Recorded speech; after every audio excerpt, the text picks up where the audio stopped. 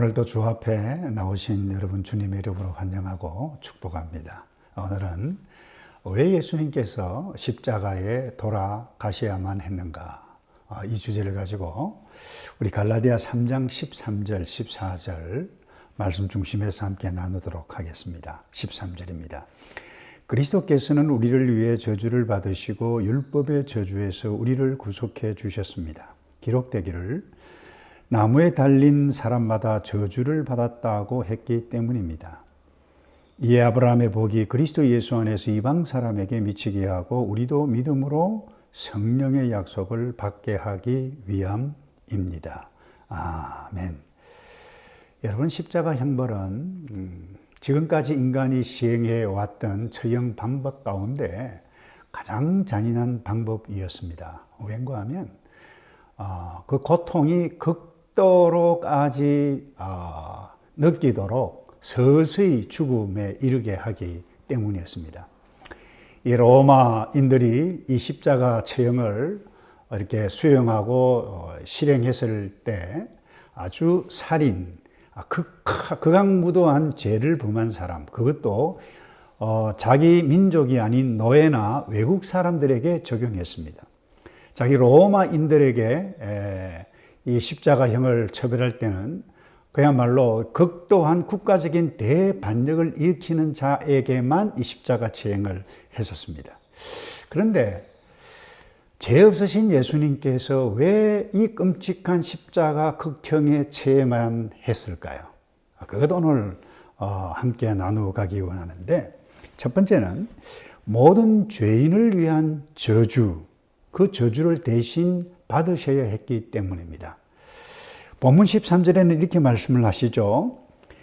그리스도께서는 우리를 위해 저주를 받으시고 율법의 저주에서 우리를 구속해 주셨습니다 라고 말씀합니다. 우리가 지난 고난주일 메시지 때 함께 나누었습니다마는 이 신명기 21장 23절에 나무에 달린 자마다 하나님께 저주를 받았음이니라, 이 어제의 율법이 예수님에게 적용되어졌다는 것입니다. 그런데 이 예수님께서는 이 저주의 죽음, 구약의 율법이 자기 자신에게 적용되어졌다라고 하는 것을 정확히 아시고 제자들에게 이것에 대해서 미리 예고하셨습니다. 그리고 이 십자가 죽음에 대해서 굉장히 중요시 여겼음을 알 수 있습니다. 마가복음 8장 31절에 보면 이렇게 제자들에게 말씀했어요. 예수께서 제자들에게 인자가 많은 고난을 당하고 장로들과 대제사장들과 율법학자들에게 배척을 받아 죽임 당했다가 3일 만에 다시 살아나시게 될 것임을 가르치기 시작했습니다. 이 십자가 죽음에 대한 예수님의 첫 번째 말씀을 딱 들었던 이 수제자 베드로가 주님, 그리 마옵소서, 그렇게 하시면 안 됩니다 라고 했을 그때에 예수님께서 단호한 어조로 사탄아 물러가라, 너는 나를 넘어뜨리려고 하는 걸림돌이다, 너는 하나님의 일을 생각하지 아니하고 사람의 일만 생각하는구나, 이렇게 호되게 나무란 이유가 무엇입니까? 그 십자가 저주의 죽음이었습니다마는 그 십자가 저주의 죽음을 부인하는 자는 바로 마귀에게 속한 일이었기 때문에 그렇습니다. 그런데 이 복음서 사도 요한이 기록한 이 요한복음에 보면 이 십자가 사건을 다른 표현으로 하고 있는 것을 보게 됩니다. 때라고 하는 단어를 사용하고 있습니다. 여러분이 아시다시피 가나 혼인잔치집에 예수님께서 마리아가 예수님께 포도주가 모자란다라고 했을 때 예수님께서 하신 말씀이 이 말씀이 있어요. 내 때가 이르지 않았습니다 말씀했습니다. 뿐만 아니라 요한복음 7장 30절에도 이 말에 그들은 예수를 붙잡으려고 했습니다. 그러나 아직 때가 되지 않았기 때문에 아무도 그분에게 손을 댈 수 없었습니다. 그런데 말이죠, 마지막 고난주간 때에 예루살렘에 입성하셨을 바로 그때에 이렇게 말씀하셨어요. 인자가 영광을 얻을 때가 왔도다, 그렇게 말씀했어요. 요한복음 12장 23절입니다. 여러분, 저주의 죽음, 그 십자가에 일어날 일을 그만큼 중요하게 다룬 것을 알 수 있습니다. 사실 이 신앙과 불신앙, 이 나누어 놓는 것도 바로 여기 십자가에 있고 십자가에 대한 태도에 달려 있습니다. 불신앙은 십자가를 거부합니다. 무시합니다. 하찮게 생각합니다. 그러나 신앙은 십자가를 바라봅니다. 아주 흥미있는 것은 이슬람교. 이 이슬람교는 예수님의 십자가를 거부합니다. 인정하지 않습니다. 왠가 하면 어떻게 하나님의 선지자 예수가 그렇게 수치스러운 종말을 고할 수 있단 말인가? 있을 수 없다는 것입니다. 그런데 신앙은 이 십자가를 무시하지도 가볍게 여기지도 피하지도 않습니다.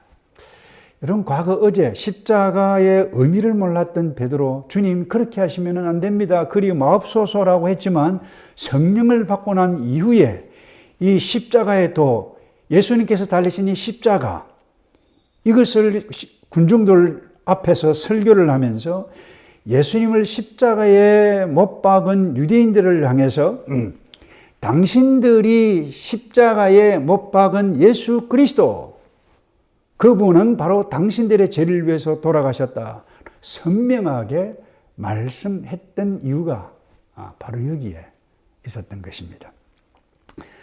두 번째로 또 오늘 나누어 가기를 원하는 것은 왜 예수님께서 그 끔찍한 십자가 죽음을 당하셔야만 했는가. 두 번째는 하나님의 존재 양식과 그리고 성품, 그 이름에 합당하도록 하기 위함이었습니다. 여러분, 사람들의 죄를 없이 하기 위해서 그냥 전능하신 하나님께서 말이죠, 그냥 죄 없다라고 하시면 될 터인데 왜 끔찍한 형벌인 이 십자가 위에 죽게 하셨을까요? 여러분, 만약에 그렇게 하나님께서 하셨다라고 하면 하나님의 존재 양식, 하나님의 성품과 합당하지 않았기 때문입니다. 하나님께서 율법을 정하셨어요. 정하신 율법대로 하나님께서 행하셨습니다. 하나님은 신실하신 하나님이신데 법을 주신 하나님께서 그 법을 무시해 간다라고 하면 신실하신 하나님 존재 양식과 성품과 맞지 않다는 것입니다. 그래서 디모데후서 2장 13절에 하나님은 자기를 부인하실 수 없으며 라고 말씀하셨어요. 히브리서 6장 18절에는 하나님은 거짓말을 하실 수 없다라고 말씀하셨습니다. 뿐만 아니라 구약에도 시편 89편 33절에는 변덕을 부리시지 않는 분으로 이렇게 표현했어요. 나의 성실함도 패하지 아니하시며 라고 말씀하셨어요. 하나님은 언제나 영원토록 스스로 참되시고 변함이 없으신 분이신데 하나님께서 스스로 정하신 법을 스스로 무너뜨릴 수가 없다는 것입니다. 그런데 한 걸음 더, 여기서 더 나아갑니다. 하나님은 이 불법에 대해서 반드시 심판하고 그것도 불같이 화를 내시고 분노하시는 분이라고 하는 것을 성경에 선명하게 말씀해 가고 있습니다. 신명기 32장 16절에 이렇게 말씀합니다. 그들은 이방 신들로 그분을 질투하시게 했으며 그 가증스러운 우상들로 진노하시게 했다 뿐만 아닙니다. 예레미야 4장 4절에 보면 예레미야 선지자가 선지를 통해서 이렇게 말씀합니다. 불같이 발하여 사르리니 라고 표현을 했습니다. 그러니까 하나님은 자기 백성이라 한다 할지라도 불의에 대해서, 우상신구에 대해서, 죄를 짓는 것에 대해서 시기하시고 질투의 그 분노를 불같이 그야말로 활활 타오르게 완전히 없애버릴 정도로 그렇게 행하시는 분이라고 하는 부분입니다. 이런 하나님께서 인간의 악한 죄를 두고 그냥 없는 것으로 하지 이렇게 하실 수 있는 분이 아니라고 하는 부분입니다. 그런데 더 큰 문제는 바로 여기에 있습니다. 하나님은 이 불법에 대해서 불같이 진노하시는 분과 전혀 다른 분이라고 하는 것을 성경에서는 또한 선명하게 말씀하고 있는데 출애굽기 34장 6절입니다. 하나님은 자비로우시다. 그리고 은혜롭고 노하기를 더디하시고 인자와 진실이 많으시다 말씀하셨어요. 이뿐만 아닙니다. 에스겔 선지자를 통해서 이렇게 말씀합니다. 에스겔 20장 44절입니다. 이스라엘 족속아, 내가 너희의 악한 길과 더러운 행위대로 하지 아니하시고 그랬어요. 내 이름을 위하여 행한 후에야 내가 여호와인 줄 너희가 알리라. 나 여호와의 말씀이니라. 이렇게 말씀하셨어요. 여러분, 얼마나 큰 갈등입니까? 이 엄청난 이 갈등 가운데서 성경은 또다시 선명하게 말씀하시기를 이렇게 말씀해요. 내 이름을 위하여 행한 후에야 내가 여호와인 줄 너희가 알리라 말씀하셨습니다. 다시 말해서 이 모든 것을 허무는 것은, 율법을 허무는 것은 죄에 대해서 심판하지 않는다라고 하는 부분은 하나님의 이름, 명예, 하나님의 성품과 결코 맞지 않는다라고 하는 부분입니다. 그래서 하나님은 동시에 자비롭고 은혜롭고 노하기를 더디하고 인자와 진실이 많으시다, 이 말씀을 지키지 않는 것도 여호와의 이름에, 하나님의 명예에 합당하지 않다라고 하는 부분. 그러니까 율법에 따라서 죄에 대해서 심판하는 것, 불같이 화를 내는 것, 옳은 일입니다. 동시에 인자와 사랑이, 무궁하신 그 하나님, 사랑을 행하시는 그것도 여호와의 이름에 합당한 것이라는 것입니다.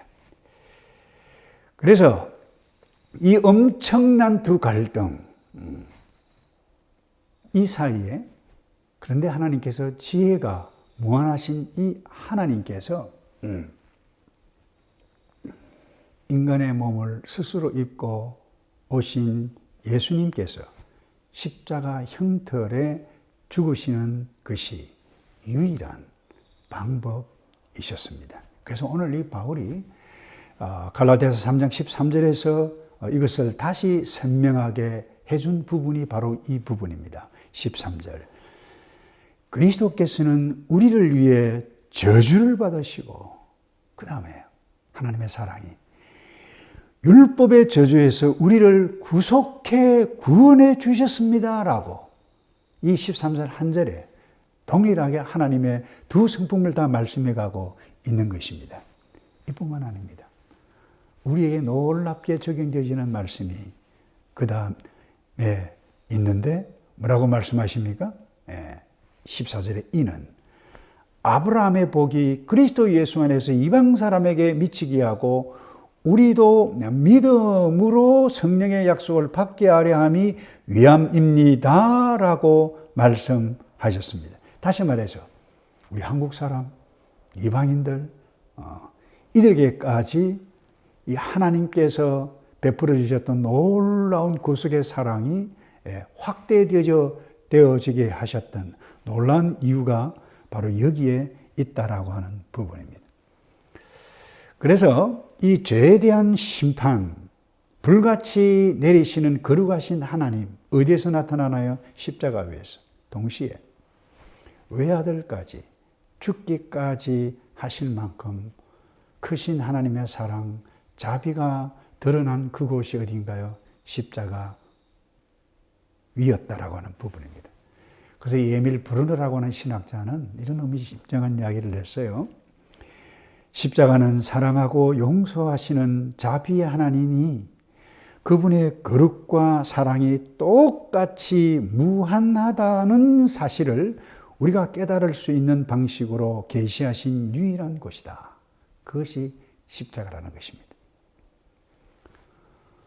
영국의 존 스타우트 목사님이 이 부분을 두고 이렇게 이야기를 했어요. 하나님은 어떻게 우리를 없애지 않으시면서 그분의 거룩을 드러내셨고 우리 죄를 묵과하지 않으시면서 그분의 사랑을 표현하실 수 있겠는가? 어떻게 하나님은 우리를 구원하시면서 동시에 자신을 만족시키실 수 있는가? 그것은 단지 그분이 우리를 위하여 자신을 희생, 우리를 대신하시는 것이다. 이렇게 말씀을 하셨어요. 그리고는 이 존 스튜어트 목사님이 적은 그리스도의 십자가라는 책에 그렇게 기록이 되어 있어요. 그리고는 이렇게 찬송시를 불렀다고 그래. 자기가 십자가 그늘 밑에 나시기 원하네. 이 광야 같은 세상에 내 쉴 곳 찾았네. 여러분, 십자가는 나를 살리신 것입니다. 십자가, 내가 힘들고 어려울 때에 내가 나가야 할 곳, 그것이 십자가라고 하는 부분입니다. 그래서 이 고난주간에 왜 십자가를 지셨는가, 저와 여러분이 분명히 깨닫고, 우리가 이렇게 다 아는 것이지만 또 기억하고 또 묵상하고 깨달아서 그 십자가를 찾아보면 나의 죄를 위한 하나님의 심판 받으신 그것뿐만 아니라 나를 구원하시기 위한 하나님의 놀라운 사랑이 거기에 있다라고 하는 것을 기억해가고 주께 감사하고 이방인이었던 우리에게 구원을 주신 것을 또한 감사하며 살아가는 저와 여러분 되기를 주님의 이름으로 축복합니다.